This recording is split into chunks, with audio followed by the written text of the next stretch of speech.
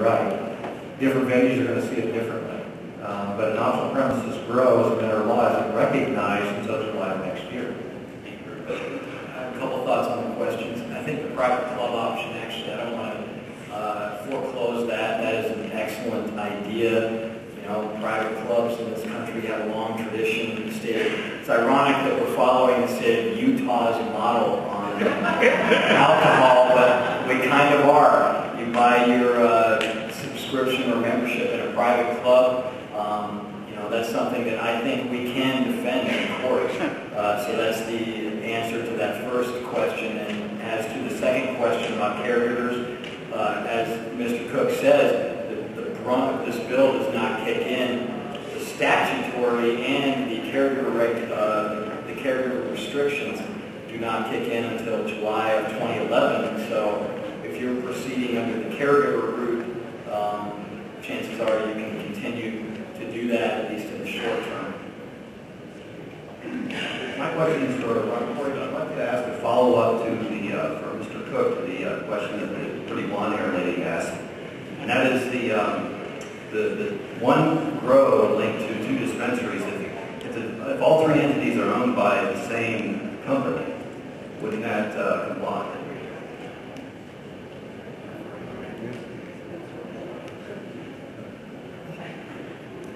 No, and again, for accounting purposes, you want to have everything separate. And the way that the bill is written, again, it mandates that things be separate and distinct. And I believe the model that you described as one grow with two centers or multiple centers, or whatever the case may be, is that right?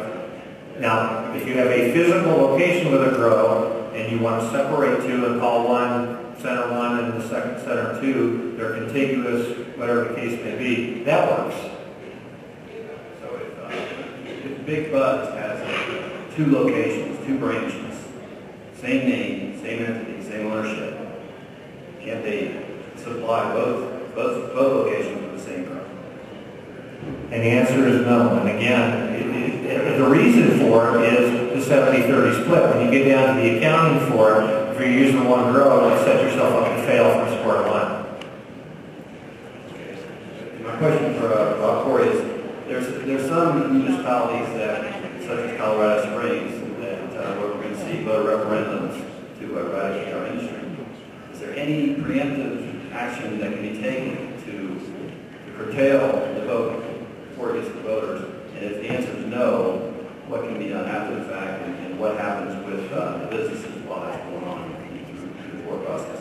That's a good question. Thank you. As far as a voter referendum is concerned, I think obviously the preemptive action is to go talk to these voters, show these voters, let the people decide, show them that we are an honest, upright, upstanding industry. We pay taxes, we hire employees, we rent out vacant, dangerous, boarded up spaces all over your communities. We give life to your community, we give life to your government. Most importantly, we help sick and suffering people get through their disabilities and their situations. I could be hopped up on OxyContin for my injury here. I opt not to do that. That is not the way I want to live my life.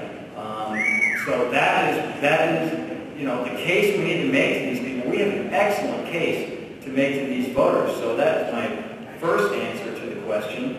And then I guess the backup plan here is, if it does not work out, and honestly I think Colorado Springs, despite its reputation, I have found the people of Colorado Springs that have tried jury trials down there in El Paso County. Those people are open-minded. They understand the proper role of government in their lives. They understand that we live in a system of limited government. They generally, a lot of them, use the rhetoric of government staying out of their life to adopt that rhetoric.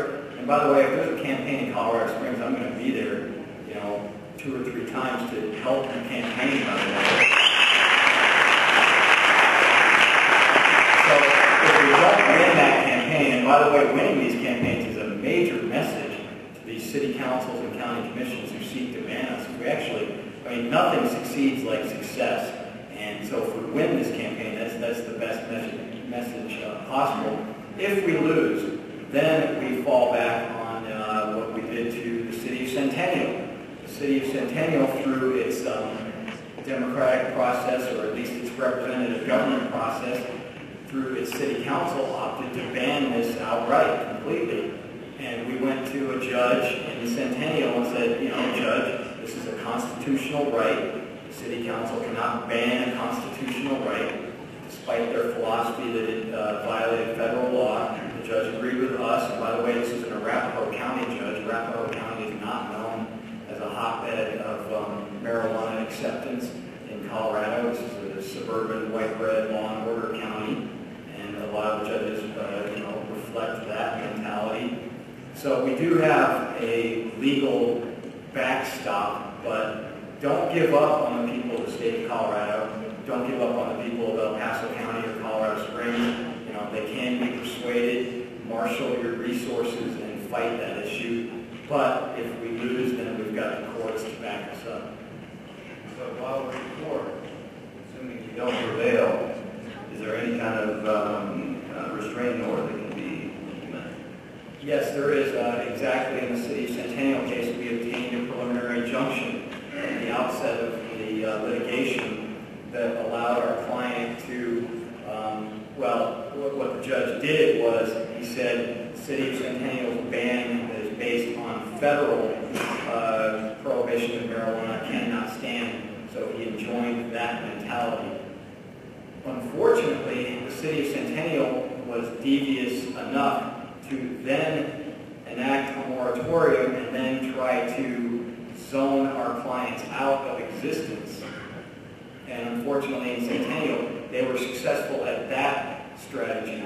So ultimately, our client, or at least the dispensary side of our client, did not open in Centennial, and that's the downside of that case. We won on the big issue, the important issue, but then our client didn't get to open, which is sad because the patients in Centennial are denied medicine in their community. They do have the opportunity to go to surrounding communities, but as far as zoning, they were not given an exception from the zoning, which I guess that's a lesson since we're coming to the end of the grandfathered questioners. And I hope Mr. Tim Tipton, who's been a court-appointed, court-accepted expert, will be forgiven from the grandfather clause. Cheryl, allowed to ask one special question since I've had the opportunity of having him testify in some of my trials successfully, by the way. I hope he gets a little extra benefit from that. But, that's the lesson of the Centennial case. We are no better or no worse than any other business.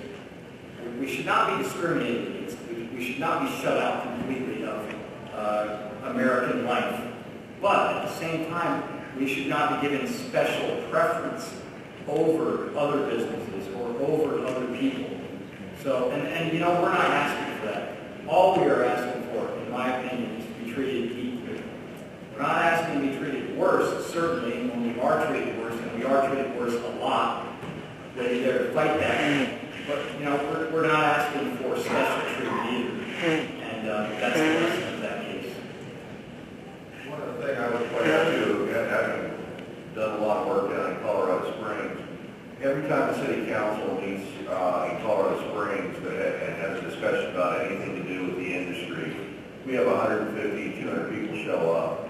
I can't tell you how much that means to the city council, because it's a little tough for them to say no when they're 150 people in the face.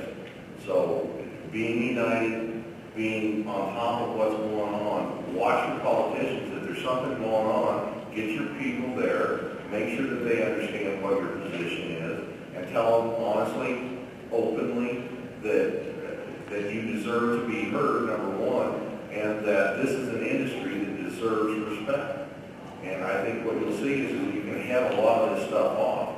The other thing is that when I told you that you are ambassadors for the industry, I mean that sincerely. You're ambassadors everywhere you go. What you do, how you act, the way you carry yourself, the way you do your business. You are being watched. As much as I hate to say it, you're being watched. So be just that much better than anyone else. Don't give them an excuse to point fingers. Be the ones that are out there doing the very best that you can for your community. And I can tell you for a fact it makes a difference.